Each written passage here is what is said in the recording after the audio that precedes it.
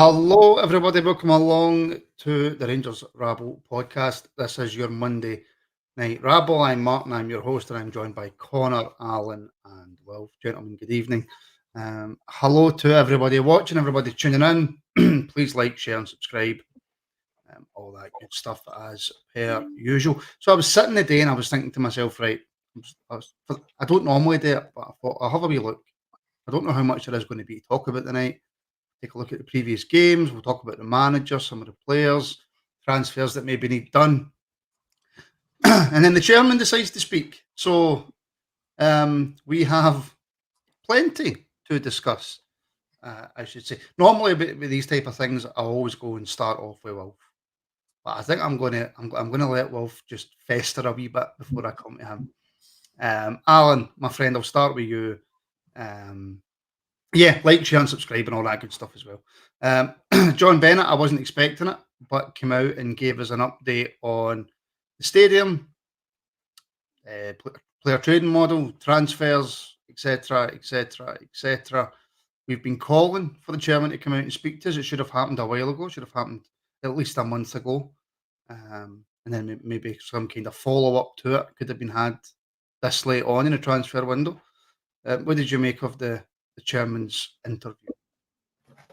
Well, I was probably expecting it to come out, or when he previously made a comment, he'd said it would come up with a further and fuller update before the end of the month. Then we're fast running out of time in July, so I was a wee bit surprised by the timing of it, but you can never predict it when they're going to put these interviews out. I thought the questions were obviously carefully managed. It was 22 minutes, which really could have been 5 minutes for what he's actually told us. He gave his update on where we are with the shitting. That's as accurate as he can be, and he continued to caveat that and everything else. I think he wants us to be clear that he's not making any promises, but for the largest part, he gave us an update and a timeline for when we should be back at Ibrox, as long as there's no more hold-ups. And disappointing that we're still not getting an update on where the guys that have season tickets are going to be seated for Hampden. We're not going to know that to possibly the end of the week. So a lot of talking, probably not a lot of updates. Probably, well, not a lot of updates. Wolf, I'll bring you into this, and you can have your say. Look, he was never going to come out and tell us everything. I probably expected a little bit more of an update than what we got on. I suppose maybe just as a fan, you want to hear more about what is the manager going to be back? Is there going to be money for him to spend? Is he going to bring players in? You want him just to turn around and go, yes. But realistically, the chairman's never really going to come out and tell you that. Just quickly, Wolf, though, the stuff from the stadium, right? Stadium delays can happen. Manufacturing, all that nonsense getting shipped over, that happens, right? You can be set back. I don't really have much of an issue with that side of thing. You can't blame the board. We've discussed that before, but he was specifically asked about when will supporters know exactly where they're going to be sitting in Hampden for games. And I think he said towards the end of this week. Now, I mean, forgive me for being naive, but surely to God they could have already worked all this out by now. Yeah, what he actually said was, to paraphrase him, because soon as he paraphrased the manager, I'll paraphrase him. Hopefully by the end of this week. Now, hopefully by the end of this week probably means the beginning of next week. First game we play at Hampden's a week on Saturday. That's nothing like enough time for people. People need to know what they're doing. I mean, even something as simple as what end of the ground are you going to be sitting in? Because people need to make their arrangements for where they're parking their car, where they're getting dropped off, whatever, right? If somebody's been told, right, you're in the West Stand, for example, right, they're used to that because that's where we go at Hampden, right? But say you've got a season ticket and they say, well, you're going to be relocated to the east side of the stadium, right? You don't know the east side of Hampden. That's the Celtic end, if you like, right? So if you need to make arrangements, you're not going to park on Pollockshaws Road if you're at the Aikenhead Road end of Hampden, because that's just daft. You've got to walk all the way around through the crowds. So you need to make these sort of plans. Have a look, see what you're doing, speak to people. If you travel in a car or a minibus with other folk that have got season tickets in different areas of Ibrox, you'll be relocated to different parts of Hampden. Where's the best place to park for everybody? They need to know these. You can't just decide that on the day. It's going to be absolute chaos. People need to know where they're going. Also, a lot of people probably aren't going to go to Hampden because it's Hampden, because for a variety of reasons, as we've touched on previously, they can't go or they won't go. So, I think they're leaving it as late as they possibly can because they know there's going to be a backlash and it's less time for the backlash before concentrating on the game. My personal opinion is we'll find out on Saturday, early afternoon, if we get a result in Tynecastle. Because everybody will be more interested in the fact we've got a result at Tynecastle, and they'll kind of gloss over the fact that we've got these emails out where you're sitting at Hampden. But I mean, as you said about the shipment, the steel and stuff like that, you can't blame the board because these things happen, and we've done this over the weeks. It's not the board's fault, but surely to God, you make sure that the stuff you need is in situ before you start the work. Now, they've known for a year this was happening this summer, right? So surely they should have made sure the steel was here. The stuff that they needed was England. Suppose they had to store it somewhere for a month, right? That was probably going to cost less money and cause an awful lot less hassle than the knock-on effect this is having. Been at hand until whenever it is, September, October, whatever that happens to be. That I would lay on the board. They should have said to the contractors, look, this is when it's starting. Because they made a big thing of saying as soon as the last game at Ibrox was played, they were on it, they'd started the building work because they knew it was time sensitive. But surely then they should have made sure that the base materials that they needed were here so they could use them. I get there's delays. There's always delays in building. I don't work in building and I know there's delays. So they knew there was going to probably be delays. So they should have taken any steps they could to minimise those by getting the stuff here as early as they possibly could. Can I just quickly, before I bring you in, Connor, CGM, the girl asking the questions was probably falling asleep listening to him. Louise is Rangers through and through. She's a lovely woman. She does great things in at Rangers. It's just unfortunate that she's in the position that she's in where she's probably given those questions to ask. It's not her fault. It's basically her job. But believe me, a bigger blue nose you will not meet. So she does it, and she really does a fantastic job in at Ibrox. Connor, I don't really want to spend too much time on the stadium, but delays happen, right? And I get Wolf's point there about, well, you should have this and you should have that and storage here and storage there. It's not really how it works when it comes to the building industry and ordering and getting stuff done. It's 3 different shipments, one's showing up, they're waiting on another. For me, it's just one of these situations where you need to go somewhere else, but it's been the communication that has been lacking. And Bennett said specifically that he wanted to come out and tell us, but he had nothing to tell us. Well, come out and tell us you've got nothing to tell us. Come out and tell us that, look, I don't know. We don't know what's happening yet. We're trying to sort it and we'll give you an update when we can. Just any sort of communication for the board. It's took until the 29th of July before coming out and saying anything to us. That's not right. That's why there is so much anger and frustration. Well, it's exactly that. It's the issue is, as you say, everybody understands that when things happen that's out of your control, there's not much you can do about that, right? And there isn't much the club can do about delays in getting material shipped over and stuff like that. That's obviously on the various sort of contractors and companies and shipping companies that deal with that sort of stuff, right? That's not on the club that has happened. However, as you say, the silence has been utterly deafening for them for such a long time. And the issue is that, okay, great, with this interview coming out tonight, but ultimately, as Will said, for fans who are going to be attending, those who've got the season tickets, they are no further forward than actually knowing who or where they're going to be sitting in the ground and what their arrangements are going to be. And for me to leave that to, a week before that the game's due to kick off isn't good enough, because this delay, we've known about it for a long time now. This has been going on since early June. Realistically, it was getting reported, and to only be coming up now is ridiculous. Also, there's the fact that why did it take so long to identify that, okay, it was absolutely going to be handed? Because, of course, we were having the conversations prior about, was it going to be Murrayfield, was it going to be Hampden, was it going to be elsewhere? That sort of stuff isn't helpful either.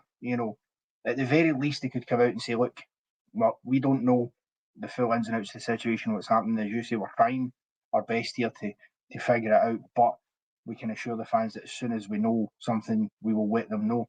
And at the very least say that your aim 100% is we're going to be at Hampden, rather than leaving that part to take so long as well, Terence. It just, the whole thing has been a mess. And even now, it feels like Bennett's only coming out now because he's had that pressure put on him, because the fans have not been happy.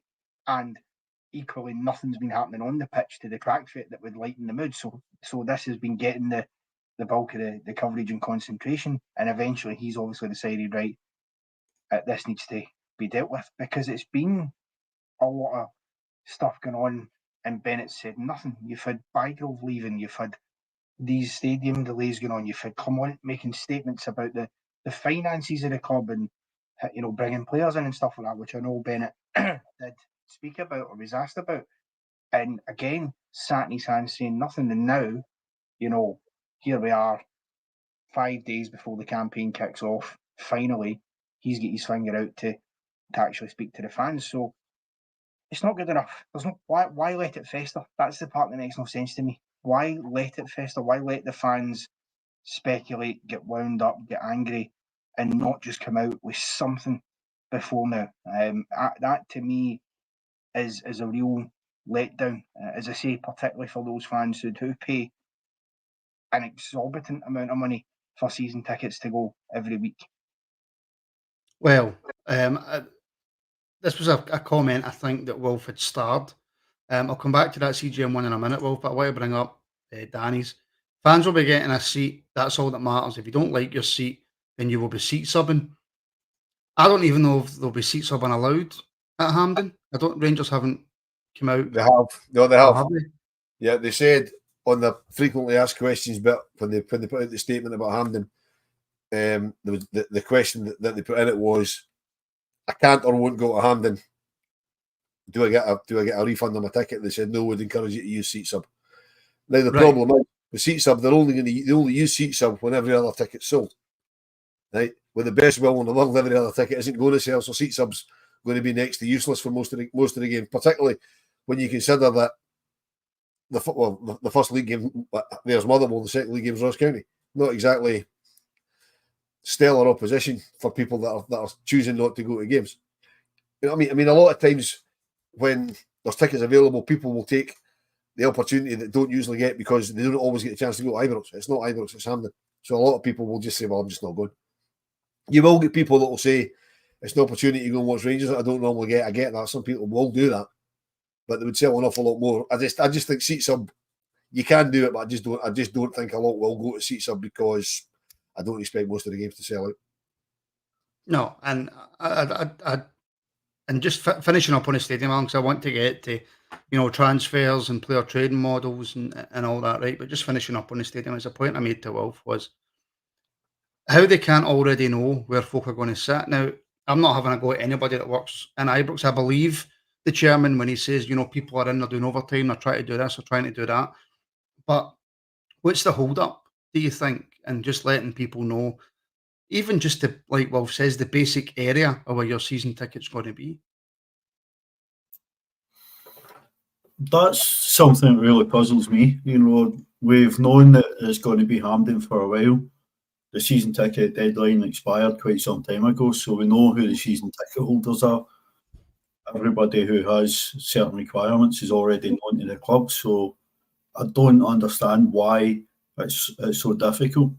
I'd expect there maybe be some conversations needing to be had with stakeholders like security and the police and so about segregation and how we split up an away section. You know, I can understand that, but for the first couple of games, well, as Will says, it's sort of Motherwell and Ross County. It's not going to be massive, problematic and troublesome games. These answers should have been out weeks ago to supporters. But like you said on Louise, you know, there's tons of people wearing that club, working their socks off with absolutely bleed red, white and blue. You know, they're obviously working with hands tied behind their back from somewhere because they don't want to be getting the questions. They want to be just making sure we get the answers that everybody's asking. Right, let's move on then away for the away for the stadium, because that's been talked about quite a lot on this pod over the last kind of month. Connor, the biggest thing we wanted to hear was about recruitment. Was about recruitment this season. Is the manager going to be back, etc., etc. Talking about, money before the player trading model, 10.5 million or something we were in the hole for. That's been patched up. 11.5 million owed on current and previous transfers. I mean, it doesn't sound as though there's going to be much in terms of movement on players, because he never really answered the question. No, he didn't. It was just a whole lot of waffle, really, about what has already gone out of the club. Great, fine. That's all well and good. We as fans want to know though what what the plan is to get people in, because he talks about this model. He talks about the revenues and stuff like that, and he mentions financial fair play, and I get that. But of course, one of the best ways to mitigate against that is to be successful on the pitch. Because if you win things, that brings more money into the club. For example, if we had actually, went for it last year and managed to solidify winning that league title, then we would have a massive bung of Champions League money just waiting to come into the club. That in and of itself would have made a massive difference. It would have overturned that hole he was talking about, and would have obviously allowed more money to invest in the club and to bring players in the door. That didn't happen, in part because we just didn't have the players. Injuries were piling up on us. January, we didn't do enough business, and the business we did do, one of those players, Cortez, ends up getting injured and being out for the rest of the season, which is never helpful. And of course, everybody is looking at a dismal, to be quite frank, with pre-season campaign, and looking at the squad and thinking, how on earth is this squad going to be able to compete for the league title? I mean, there's a real concern here that they're just going to absolutely canter the league title this year, that we'll just be steamrolled, because I can't right now, without more bodies coming in the door, see any way that we can realistically go and win that title, because I can't see how we can go and beat them in any of the head-to-head games, regardless of what we do against the other clubs, and that's a worry. I'm not even convinced that we'll get the 3 points at Tynecastle at the weekend with the current crop, because the squad to me just doesn't look, it's not got enough depth, so it doesn't look big enough, and it doesn't look like it's got enough quality in the key areas. That might change. Maybe, we will bring somebody in, or maybe, as the season progresses, maybe a Danilo's fitness gets up and he starts, finding his feet and finding form. Who knows? But we didn't get any answer today at all for John Bennett, whether or not, what Cummock's going to get to bring players in the door between now and the end of the window. We heard nothing about that, and that's a problem. We need to know this. We need to know, for example, we already know that there's players going out the door. We know Connor Goldson's gone. We know Sam Lammers is gone. We know between the two of them, there's at least 4 million quid coming in. That isn't a bad piece of business, all things considered. What's the plan for that money? Are you going to put that money straight back into Philip Clement's hands and say, right, go and reinvest in the playing squad with that money that's come in? He's not told us that, and it's frustrating, because, as I say, we really do need to do much more work on the squad. I mean, Clement himself has said that there's more needing done. So I really don't know what happens between now and the end of the window. I just hope that we do, and that Clement does get some money to sign players, and we actually get people through the door. But that, as I say, that was far from being answered today. And it just, again, it's another thing that just adds to the pile of the frustrations that are starting to really bubble under the surface here. I don't expect the chairman to come out and start giving numbers and saying, all right, we're going to bring in 2 or 3 players, we've got X amount of million. But he was quick to tell us about the numbers that they've already spent. He was quick to mention all those numbers when he was asked about transfers coming in, squad changes. He was very articulate when he was talking about getting players in for the future. Rangers need to win now, but all quite worrying for me. Yeah, I wouldn't expect him to come out and say, look, we've got you know, £2.5 million coming for Sam Lammers, whatever we get for Connor Goldson, and it's all going to the manager, it's all going here, it's all going there. I mean, the manager said last week that they spoke to players, they've got players wanting to come, just waiting for the deals to get done.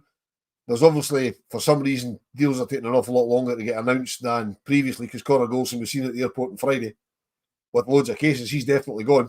We know where he's gone, but nobody's come out and they've not officially announced it. I believe Aris wanted to play him yesterday. They couldn't because nobody's announced nobody's announced he signed yet. So I don't know what the delay in that is. And is that an ongoing delay, you know, with a lot of transfers? Is there, I don't know, is there maybe some red tape somewhere that's holding things up? I don't really know. But I think there will be players coming in, but we need them in a hurry. I mean, what was striking for me, what John Bennett said was that he said the short-term rinse and repeat, you know, come October, we're sacking a manager, rebuilding, blah, blah. That has to stop. He's been a director while all that's been happening. Okay, he wasn't the chairman. Dougie Park was the chairman, but he was the vice chairman while all that was happening. So that's on his watch, whether he likes it or not. And the £10.5 million that he was very quick to say we've spent in the last year, right? I'm fairly sure it includes the money that we've said we'll pay for Cortez. We're not paid it yet, but I would imagine doing some very quick calculations, that will probably include the money that we're committed to spending on Oscar Cortez in the summer, which, again, if all reports are believed, is negated by the fact that we're selling seafood for the same amount of money. So it's all smoke and mirrors, you know. It's saying what he's wanting us to hear, but if you drill down into it, he's not mentioned net spend. That's gross spend. What have we brought in on players that we've shipped out? We've not shipped a lot of players out for money, but we have let players go for money. You know, Lammers is gone, Goldson's going. As I say, Sifu's going, and if he's including Cortez, he has to include Sifu. All these, so it is a bit of smoke and mirrors financially, but we do have to bring players in. I mean, Connor's right to an extent that if you look at, we're certainly weaker than we were last season, and not that I don't pay too much attention to what our friends across the city are doing, but I think all they've done is change one 37-year-old goalkeeper for another. I don't think they've made any other changes, particularly at the moment. So I think they probably they don't need to spend money because at the moment we are falling further behind.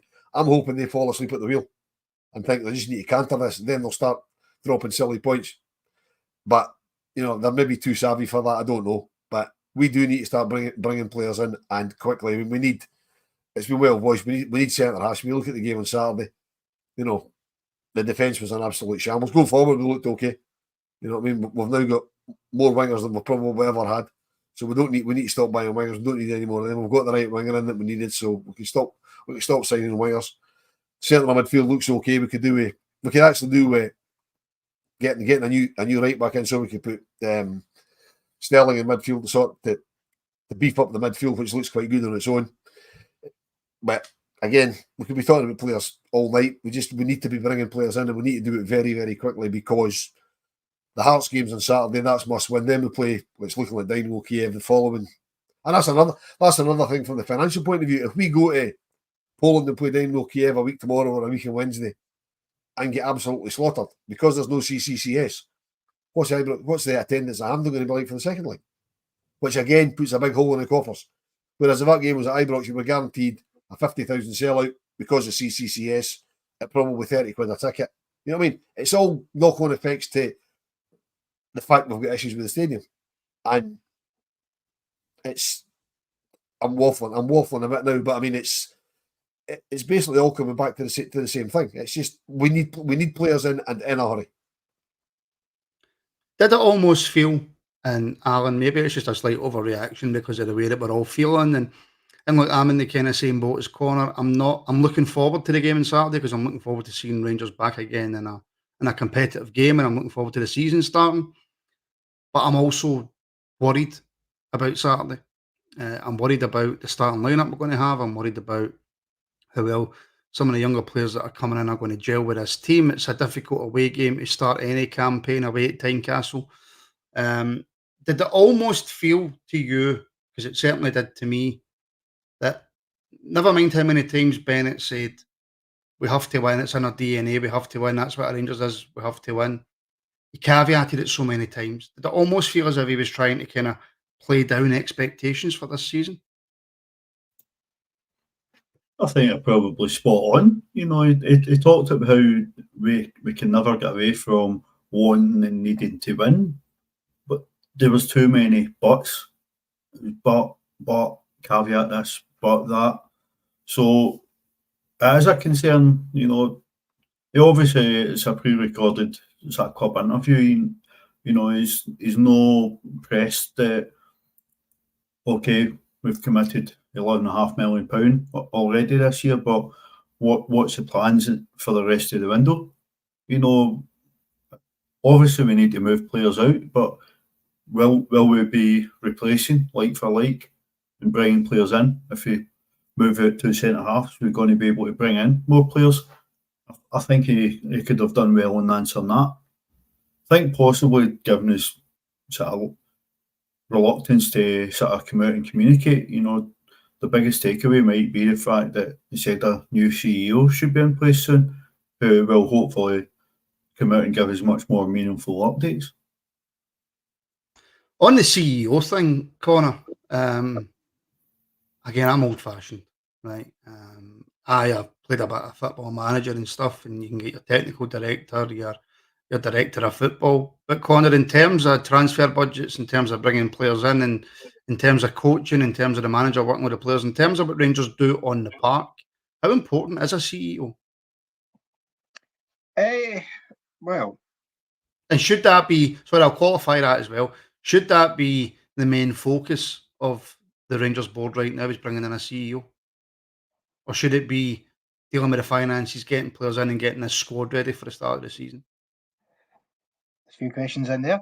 I Sorry. think that the first priority should obviously be on getting the finances in and getting the squad organised for the season, because if you do that first, then once things start to look okay on the pitch, then you can go and look for the CEO almost quietly in the background and go about getting that done. Like, a CEO is important, of course they are, because they're the one who have the more direct relationship with your manager than the chairman. The chairman really is there to write the checks and do the sort of the boring business side of things, the business work. The CEO's got to wear a few hats, and he's got to have that relationship with the manager, whoever that is that you've got in the dugout. Obviously, Bygrove had his time there with a couple of managers, didn't quite work out, and then he left back in was it end of May. I imagine somewhere in the background they will be working on that. There'll be, I'm sure, some sort of shortlist that John Bennett will have for that. But is it the most important thing right now? I don't know.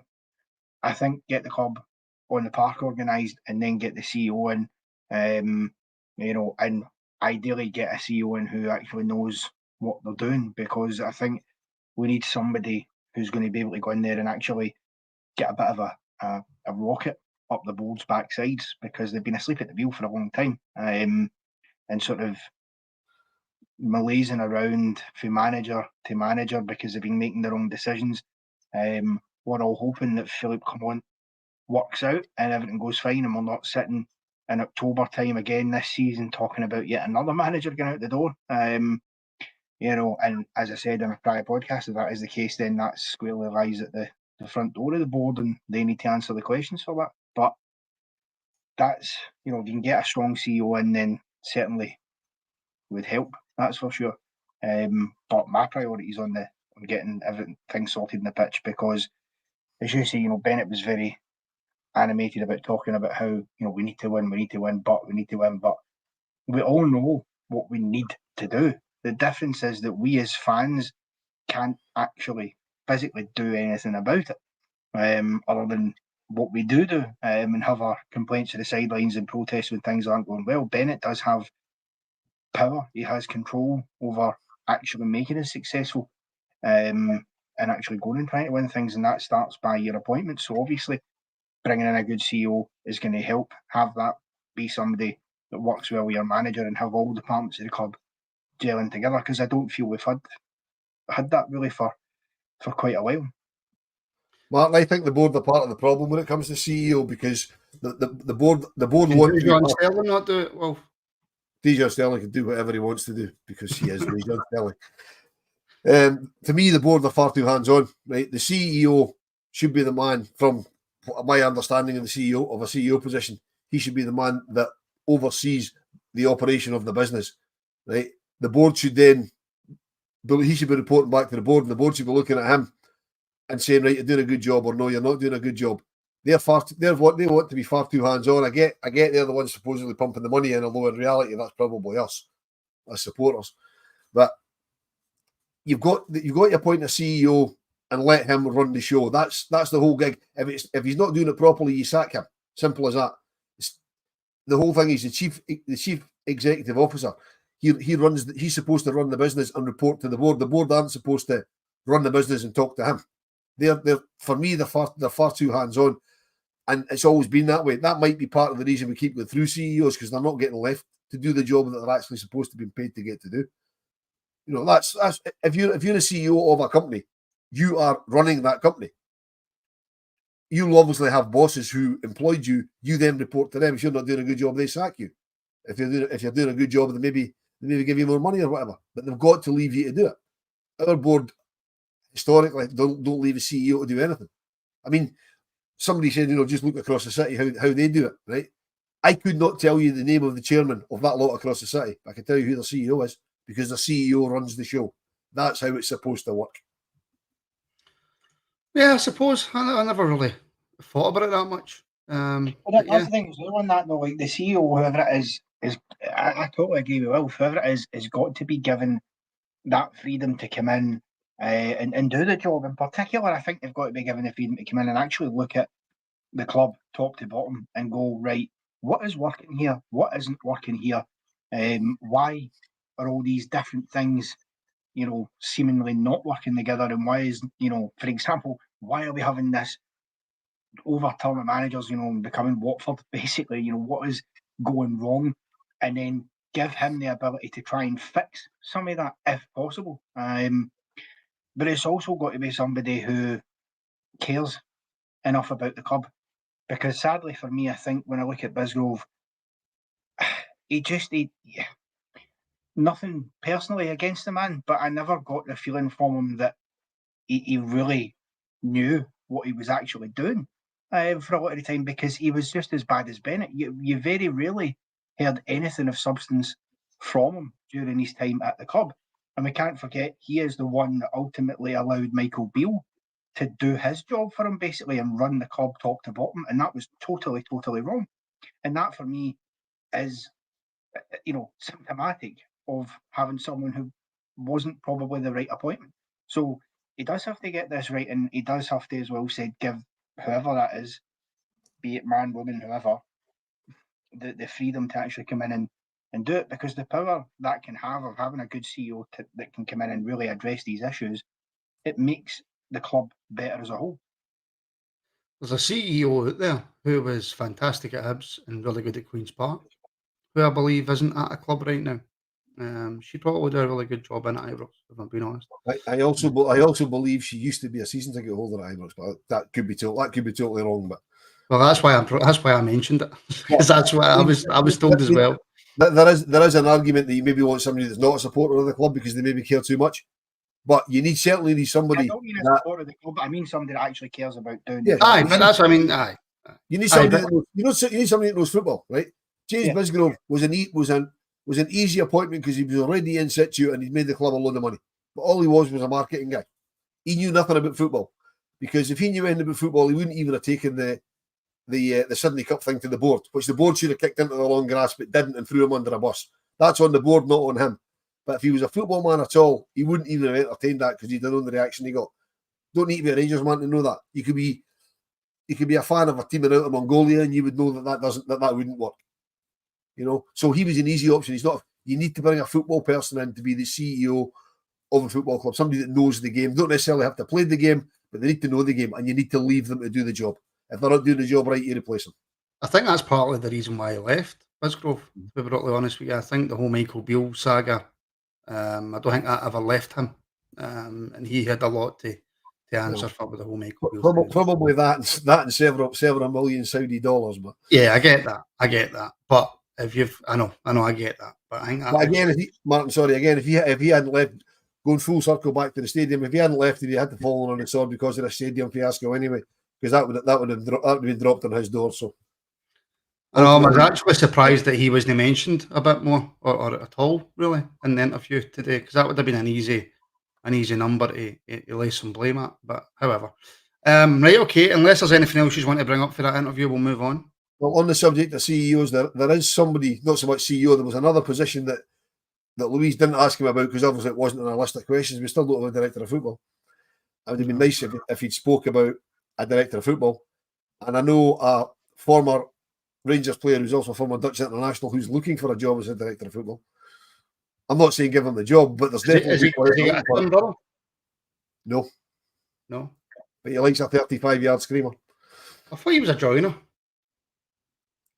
He's currently looking for a job. To give you a bit of insight, because I actually spoke to him at the game against Ajax.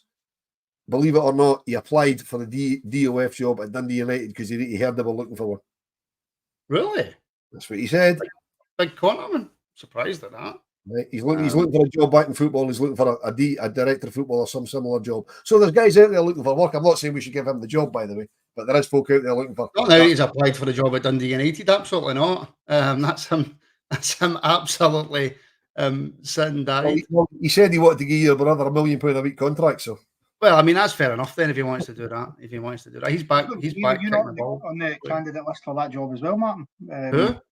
But you're not on the candidate list for that job as well. For the Dundee United one, aye, but I told him to ram it. I told him I'm not interested. I'm not doing it. I'd be a dreadful director of football. I'd sell Lennon Miller to Rangers for a fiver. If I get that job, so I would.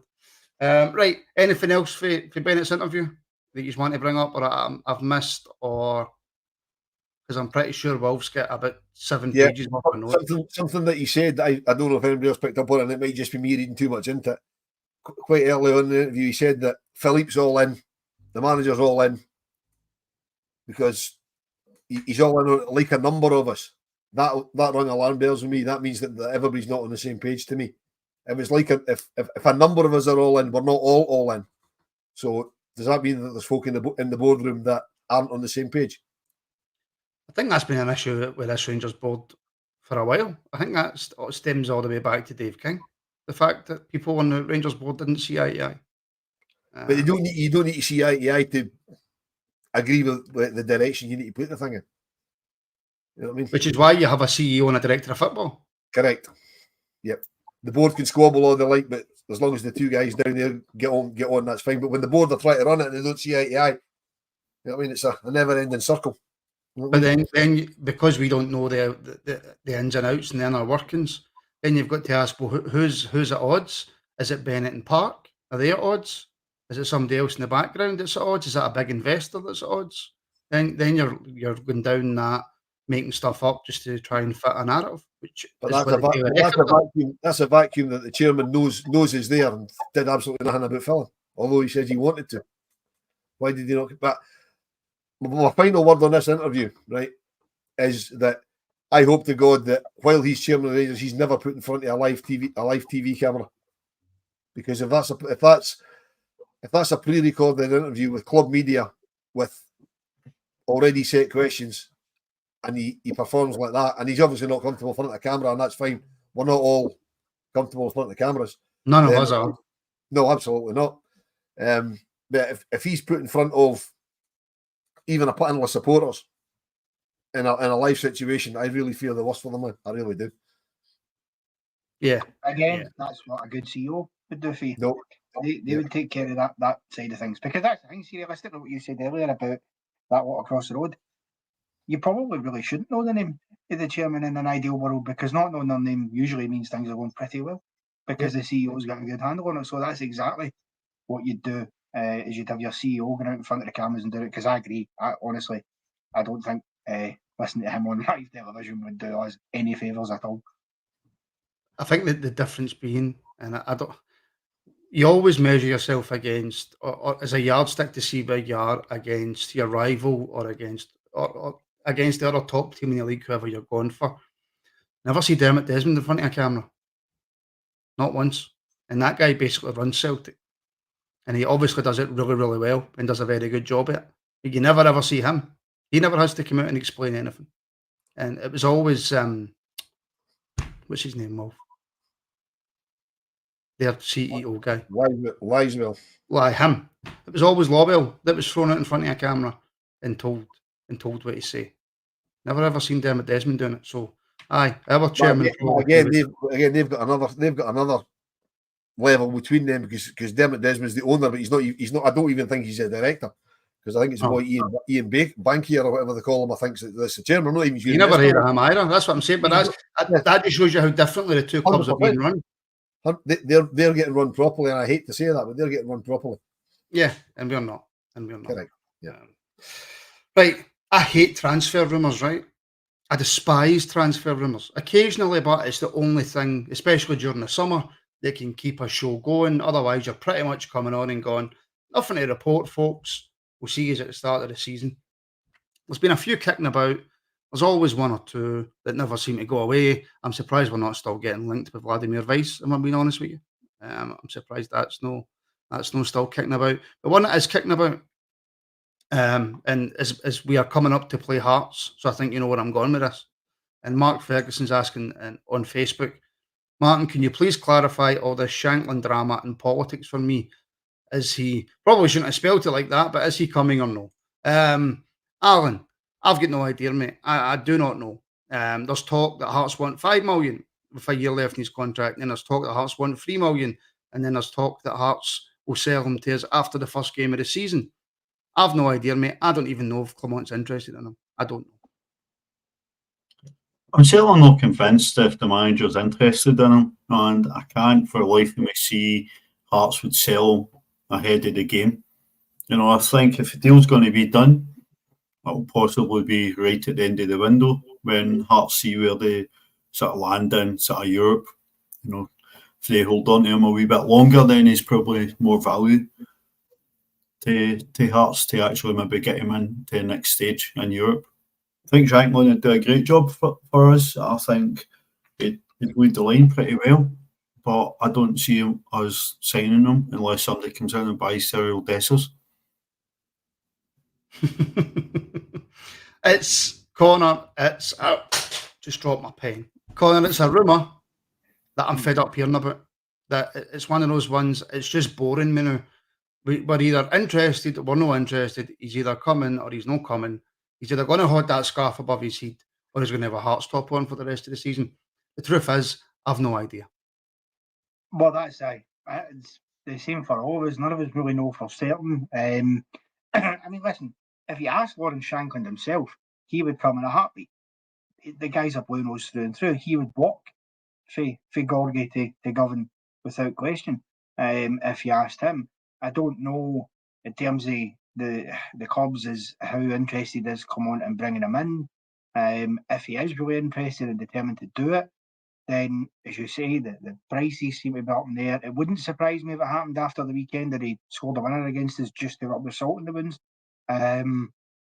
Because obviously Hearts, they'll certainly be thinking they don't want, if he is to come to us, they won't want him playing against them at the weekend. So I think even if we managed somehow, say it happened, to agree some sort of deal with him between them in the weekend, then I imagine the agreement would be made late enough in the week that would prevent him from playing for us if that was to happen. Well, I suspect it would be after it. I mean, look, personally, I would like us to bring Shankland in. The guy, over the last 2 seasons, for me, has been pretty much the star striker in the SPFL. I know, obviously, Kyogo and stuff like that at them, but excluding the big two here, he's been the best striker in the country, basically. And for me, a guy with the kind of goals he's got in him, that you want that guy at your club. I would even, I don't know if they'd go for it, but we're talking about, selling Dessers. Can we not offer Dessers as part of the deal? I'd quite happy to see Dessers go and Shankland come in the door. I think he's a far better striker than They wouldn't be able to afford the wages.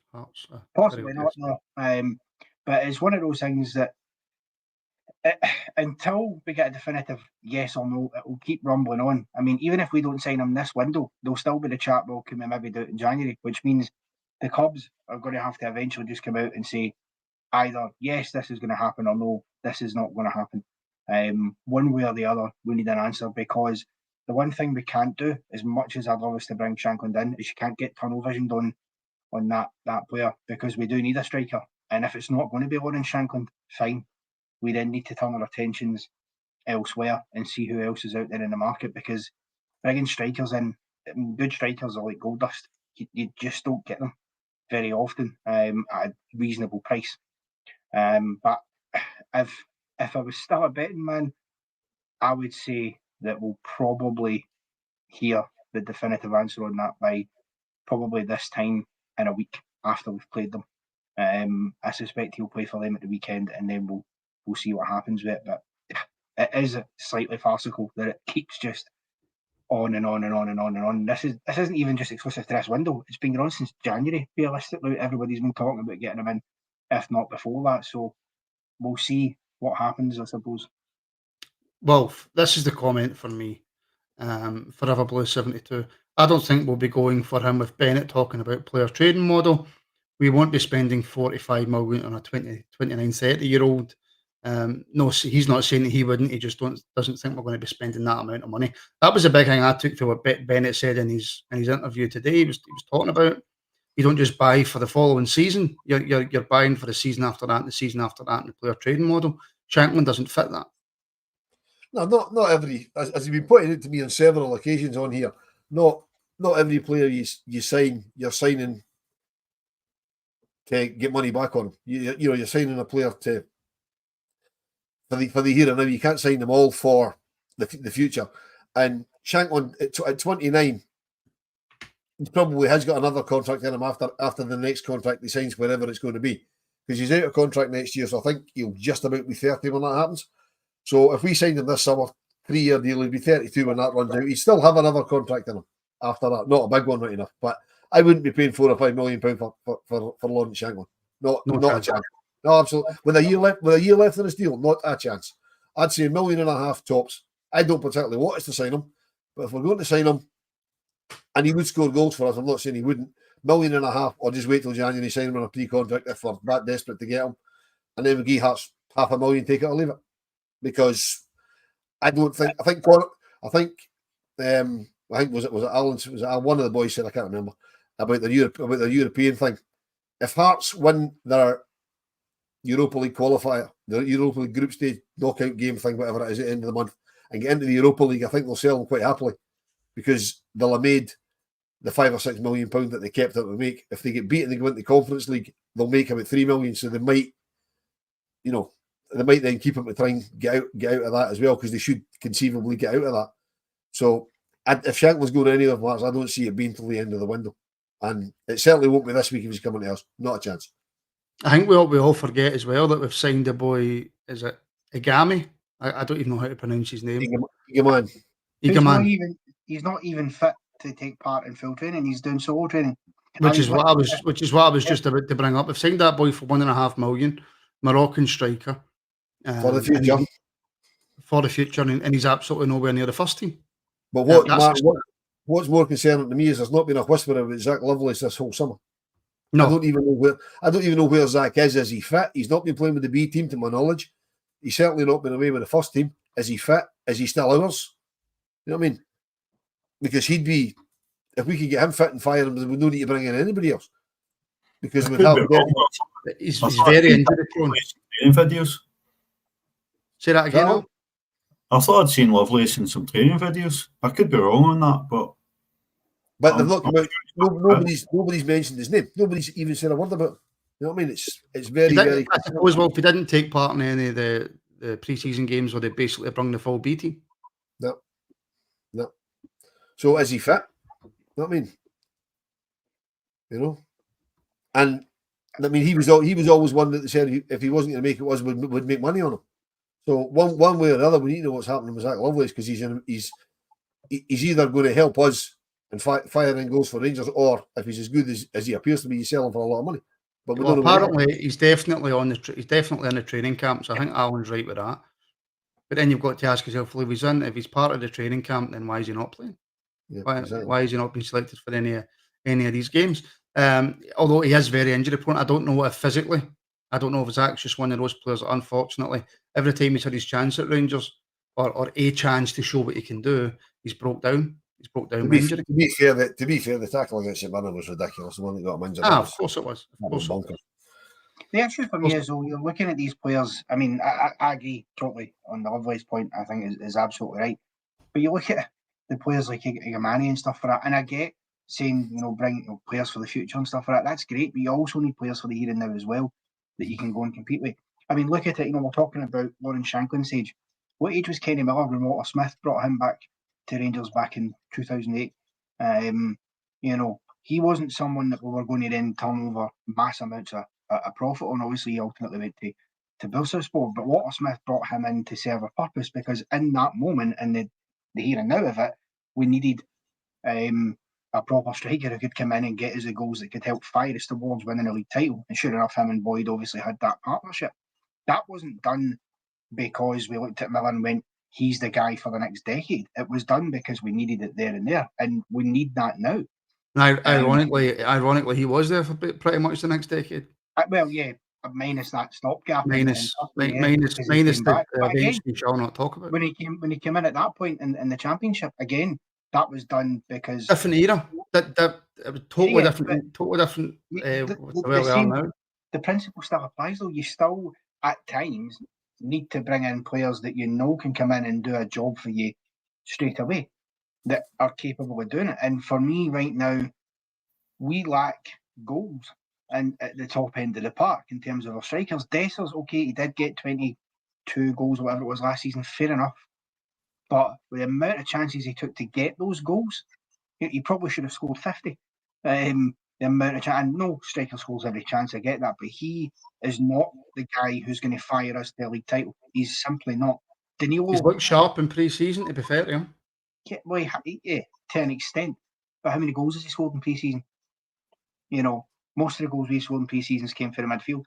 Sam Lammers was brilliant last pre-season. Exactly. He was, but Sam Lammers didn't go on and score like 25 goals. Dessers did.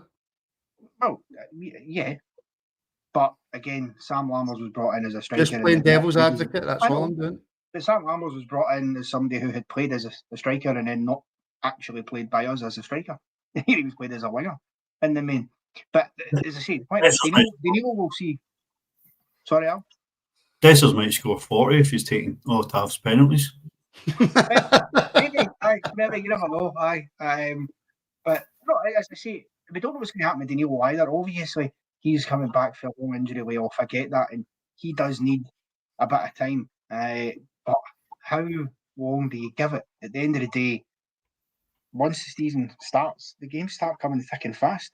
You've got these games coming up against Hearts, Motherwell. You've got a League Cup last 16 fixture against St Johnstone. Okay, that's it. Home, Hampden. Corner. We have a striker who's just back from a year out, and we have another striker who we bought who's nowhere near ready to play yet. So we only have one option. You need to bring somebody who is ready to play, who can come in the door straight away and come into the team. Sometimes you need that, even if that is a 29-year-old. It's about doing a job. You can't just keep signing kids. You need to bring in a bit of experience in there as well, someone who knows what they're doing. As I said, for me, you could argue that's a Lauren Shankland. You could liken that to the Kenny Miller 2008 kind of signing. All I'm saying is the principles are still there, that where there's a need that you need to fill in that moment that's going to take you for at least the next year or two, then you do that. And you've still got those young guys who are there for the future who can come in and be the successors. That's the whole point. You've got to have somebody there now. All I'm saying is I don't think he's going to bring in another striker when you've got one coming back for injury and one who's getting ready to come in, and then you're going to pay a fourth wage on a striker when we only play one up front. I just don't see that. Can I just quickly say happy birthday, to channel legend, I suppose, Ian Barron, who's always in the comments. I hope you're having a great 50th, and I'll be joining you at that age very, very soon, Ian, so happy birthday. Sorry, Will. It doesn't hurt, Ian, believe me, it doesn't hurt. Yeah, what worries me a little bit about the injuries thing, right? And I know players get injured, but see this, I don't know whether it's a new style of management or whatever, but they seem to be managing minutes seems to be the buzz phrase, and Danilo's just coming back from a year out, and he doesn't look anywhere near fit, and they're managing his minutes, and they're giving him 10 minutes here and 10 minutes there. Right? As of now, we can't be doing that. We can't be we can't be saying, well, okay, he's going to get the last 10 minutes because on Saturday, if we're struggling against Hearts, we can't bring on a player who might break down. We just don't know. If he's fit enough to play 15 minutes, start him and see how long he lasts. We need to be doing stuff like that, or putting teams to bed. You know, then bringing players on. All this managing minutes. It's maybe just me being an old man shouting at a cloud again. But I just can't see the logic behind it. If you don't know how many minutes the player's got, start him and see how long he lasts. You know what I mean? But you should have been doing that in pre-season, really. But I mean, the manager coming out today in that interview he did with Sky Sports, which we've not touched on, which I'm sure you know, saying that the pre-season for some of the players is going on till sort of September, October. It'll still, which tells me that he's going to be chopping and changing the team and all. We can't afford to be doing that. We really need to try and get a steady. How are we in that state, Wolf, where we've got players who won't be ready until September, October? Well, I mean, some of them are coming back off big injuries. I mean, Danilo's injury was a bad one, but he should be. For me, he should be ready. The St Johnstone game in the League Cup 3 weeks into the season is going to tell us where Danilo is, because he should be starting that. If he's any fitness about with any chance of him contributing the first half of the season, he has to start that game. He should be starting games before then. But you know, it's the fact that they seem to be too cautious with players coming back off injuries. If they're fit enough to be on the bench, for me, they should be fit enough to start the game. And if they're better than what's playing in front of them, get them off the bench, get them on the park, get the game won, then give them a rest. You know, if you're saying you're managing the minutes of that player coming back from an injury, well, start him if he's better than what's on the park. Let him help you put the game away, then take him off and put somebody else on. Because it's the same thing with bleeding youngsters in the team. We've been in the position for the last number of years. We can't bleed youngsters because we don't put teams away. Which again leads you back to, do we need a striker that's going to score the goals to help us put teams away? No, but it's the managing minutes bit just really, really worries me. Really worries me. Well, here's the question, right? See, outside of Jack Butland and goals, who's the actual outstanding player in our team that you would look at and go, Diamande. He's the game changer. Diamande. Yeah. Who's still a young lad. I agree, by the way, but he's still a young lad. Take Diamande out of the equation, right? Who's been the next most impressive player in pre-season? In pre-season? We don't go with what we've seen. So in the 4 games that we've seen, I don't know, Scott Wright potentially. Scott Wright. Yeah, Scott Wright. Connor Barron, which is quite worrying. Barron's been okay, yeah. But again, the Connor Barron thing's bizarre. Getting back to the managing minutes, right? But Barron and Diamande looked really good together against Man United. And then we went down to Birmingham, and Diamande played the first half, and Barron played the second half. They didn't play together. Surely they looked quite good, and then they looked quite good again in Berlin on Saturday. So you need to get them building up a relationship. So why did they not both play together for at least some game time in Birmingham? I can't get my head around the way they do that. If it's the modern way of football, that's fine. But I can't get my head around it. Surely 2 young guys like that, they shouldn't need their minutes managed. Right, I need to get this super chat in from Dono1872 over on YouTube. I can see you can't get a word in, Alan, so have a pint on me, mate. Thank you very much, Dono. Alan, do you want to come in on any of that? No, I heard enough of Alan's voice. I was going to jump in there. I did see that. I heard enough of his voice over the weekend, Martin. Put him on mute.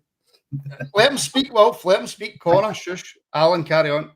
I did spot that super chat, so thanks to Donald for that. You know, talking about what Connor's saying on the player trading model and needing players for here and now. The player trading model doesn't work if you don't balance it out by signing players for the here and now, because we'll not win anything, and we need to be winning stuff to make the player trading model completely profitable. All we're doing right now this summer is selling players that can't win and can't get over a line. We need to make sure that we're going out there and bringing players in from now. Igamani is probably not going to be ready to contribute enough this season. Danilo will be stop-start. I expect him to have a season a bit like Tom Lawrence last season, picking up niggling injuries as he gets back to full fitness. I think we still need to bring in a striker that'll do a job now. Be it like, you mentioned Kenny Miller, be it like Billy Dodds who came in. He wasn't exactly a youngster. We don't need everybody to have a resale value, but we bring in the right players for the here and now. It boosts the resale value of the younger guys like Cortez, like Diamande, like Connor Barn. The Alan, one can I thing, throw- the, can I the one throw a thing name I at want you to now? say, the one thing I want to say, Wolf, because we're running quite low on time, and I've just had a phone call to see if I can put my daughter's dinner on. So before we go, we were linked with a player of the day, and Wolf or Connor, one of you can take this if you want, and it's a signing that I would love to see us make. Again, a young player, but a player who I think would definitely complement that midfield of Monday and Barron, and that was Lennon Miller from Motherwell. Wolf. That Yes, is a please. player who, if it's going to cost us 3 or 4 million, you spend the 3 or 4 million on that boy because that boy is special. Yes, please. Yep, without question. Yep. For me, All right. yeah, without question. No, without question. Cheers, Sorry, folks. I was waiting for Connor to jump in there, but Alan, go back to what you were saying about Well, bringing listen, I in. like Lennon Miller. My only concern would be, just as a quick caveat, if we do bring him in, we have got to do much better with him than we did with Jake Hasty, because he had all the promise in the sun and done brilliantly at Motherwell, and we signed him partly because they signed David Turnbull, who was kind of the other half of that, and then it all went tits up very quickly. We didn't utilise him properly, and he wasn't ready for it. So I would just caveat it by saying absolutely be a great signing, but I think he comes into the first team, Connor. I think he comes straight into the Yeah, first team. as long as the manager handles him properly, which I think Cumberland would. I think obviously at that time we had a manager, was it Gerrard, I think it was, signed him, who I don't think, greatest respect to him, managed that situation properly. But I do think Cumberland would probably do that for Lennon Miller. So yeah, I'd have him in a heartbeat. Mark, I mean, before you go put your daughter's tea on, right? Alan, going back to what you said about bringing in a striker, we mentioned it at the weekend. There's a player currently getting his fitness up at Auchenhowie, who I couldn't believe is only 32. Martin, do we take back John Flick? Yeah, for free, yeah. Okay. Connor? For free, absolutely. I mean, he's a defensive midfielder, but Yeah, but bringing players in, do we take him back? it depends on how much of a wage he wants, because he's there for experience. And what I don't want to do is I don't want to stunt the growth that's already been stunted of Bailey Rice. I really want Bailey Rice in and around this first team. And as CGM is saying there, look, is Miller better than Rice? There's a Muller Rice joke in there somewhere. He wasn't 2 years ago. That's because Lennon Miller was allowed to grow through the Motherwell Academy and then he got into the first team. And first team football is always going to pip no matter how good your training centre is. That's why Lennon Miller's Bailey Rice had gone through the Motherwell Academy. He'd be in Lennon Miller's position right now. Oh, he'd be down south. He'd be down south. He'd be in the Premier League. 100%. He'd be in the Premier League. But if we can get Bailey Rice in and around this first team this year, with Lennon Miller in there, with Mandy in there, and with Connor Barron in there, like I said the other night, that's a midfield for the next 5-10 years. And that's a midfield also that's going to have extremely amazing resale value. One other player I want to touch on very, very quickly, because my daughter's on her way home and she needs her cheesy pasta, right? It was something that popped up today in one of the comments on YouTube for a previous video. And we've spoke so much about the right-back situation, about James Tavernier and Dujon Sterling. They talk about, is Tavernier going, is he not going, is Sterling going to start there? I would love to see, Alan, Adam Devine come back into this Rangers team this season and get a wee run at right-back. I would like that because it would mean he was going to be a success. A wee bit surprised we've not seen him more in pre-season, especially with Tav struggling for fitness. And I don't know if that means he's just out of the picture, but playing Leon King and ahead of Adam Devine, unless Adam Devine's carrying a knock. Leon King, right. He's no, but he's playing in front of Adam Devine. Yeah, but Adam Devine. Adam Devine played in Larne on Saturday for the B team. Mm-hmm.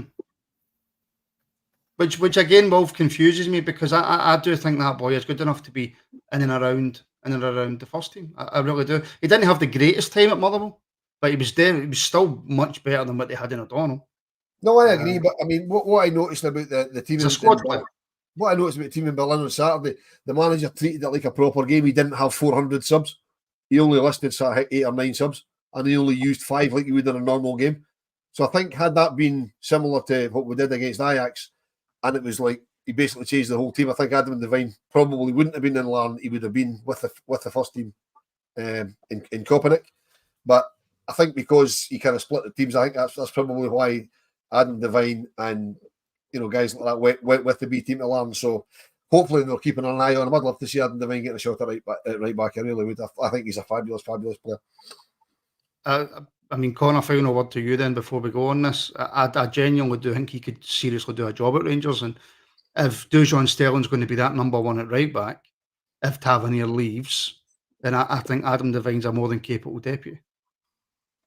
Yeah, I agree. I'd love to see him get the opportunity, as you say, did quite well at Motherwell. And I think, yeah, why not give him the chance? At the end of the day, you know, you talk about player trading models and all that sort of thing. One of the best ways you can do that is promoting from within and giving opportunity and building these guys up. I mean, Celtic didn't just get 25 million quid for Kieran Tierney overnight. They had to build him for the youth right the way up and give him that chance, and there's no reason we couldn't do it. Celtic have been mentioned far too much tonight on this podcast. No, I'm just using that as an example. That's what you do with these young guys. You give them that chance and let them flourish, and I think Devine could do that. Certainly, divine intervention is probably required. Jesus. Oh. But no, I would certainly agree. I would give him the opportunity. I think he's more than earned it. Because if you're not going to do it, then what's the point in having anything to do with him? Oh, Connor, that was dreadful, mate. That was terrible. That's it. The daughter's not getting cheesy pasta now because of you. That's it. But look, folks, we could be here for another hour. There's plenty more to discuss. We never even got a chance to discuss the Hearts game. I might look at doing a wee preview on Friday if we've got time. If we've got enough people, we'll do a wee preview for the Hearts game on Friday after the press conference and stuff. Hopefully we can bring back those press conference reactions. But it's all about availability. All I'll say about Hearts to put people's mind at rest, I watched them against Spurs. Their defence is worse than ours. Well, I mean, that's not really saying much right now at this moment in time, Wolf, is it?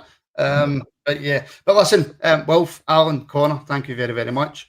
Apologies, Alan, that you only got to speak for 4 minutes out of the hour that we were on, but I do hope you come back. Thank you to every single person who tuned in and watched. Honestly, your support's phenomenal. The numbers just keep rising. It's crazy the amount of people that tune in and watch. I'm made of money, phone a delivery. We also have, on that note, I'm Rich. You can become a member if you want to help support the Rabble and help us support us on our way to try and make this as professional as possible. I want to get the production levels up. I want to get the amount of shows up. I want to get the viewer interaction up. And I need your support to be able to do all of that. So click the join button below or the link in the description and have a look at our memberships and see whatever one suits you. Failing that, like, subscribe, all that good stuff. Follow us on all the social medias. And yeah, we'll speak to you all. In fact, bear with me. There we go. We'll speak to you all very, very soon.